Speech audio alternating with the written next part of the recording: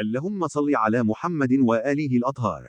قال الرسول في مصادر السنة: يا علي، أنت مني بمنزلة هارون من موسى، إلا أنه لا نبي بعدي. ونحن بدورنا سنحلل معنى هذا الحديث العظيم مع أحاديث أخرى للوصول للحقيقة.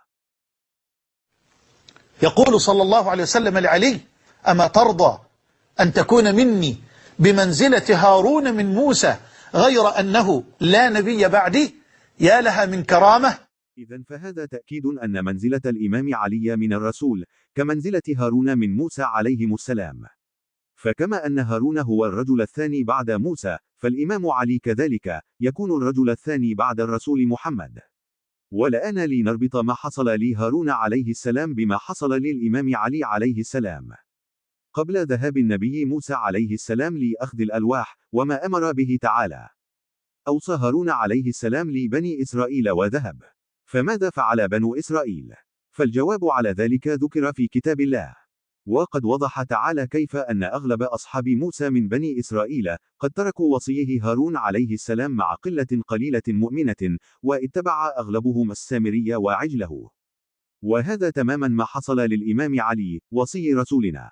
فبعد أن عينه الرسول مولا لكل مؤمن من بعده في حديث الغدير العظيم، وبعد استشهاد الرسول وذهابه، بقي الإمام علي مع قلة قليلة مؤمنة، وترك أغلب أصحاب محمد الإمام علي، وهذا تماما مثل ما ترك أغلب أصحاب موسى وصيه هارون واتبع السامري أغلبهم.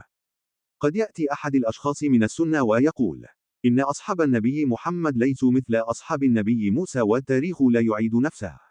فجوابنا على ذلك: بل التاريخ يعيد نفسه، وله تعالى لا يضرب هذه الأمثال في كتابه إلا لكي نتعظ.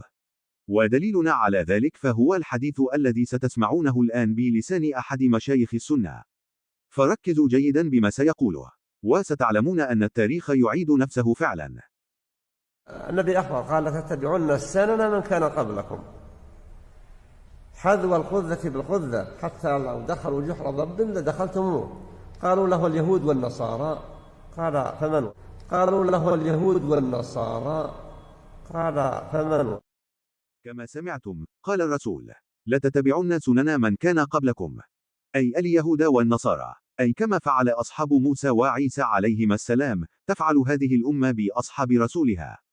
وقوله ولو دخلوا جحر ضب لدخلتموه كناية عن كثرة الاتباع. وما يدعم هذا الكلام أكثر هو قوله عليه وآله الصلاة والسلام: تفترق أمتي إلى 73 فرقة كلها في النار إلا واحدة.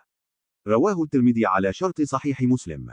كذلك قال الرسول: إن في أصحابي 12 منافقا فيهم 8 لا يدخلون الجنة حتى يلج الجمل في سم الخياط. رواه مسلم في صحيحه. والسؤال للسنة: هل تعرفون أحدا من هؤلاء المنافقين 12 الذين حاولوا قتل الرسول في العقبة والذين حذر منهم الرسول؟ إذا لا، فماذا يضمن لك أنك لا تترضى على أحد منهم كل يوم دون أن تعلم؟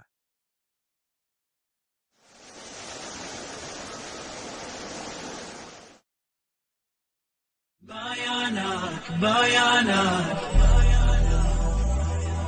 يا حيدر يا حيدر، واليناك يا حيدر يا حيدر.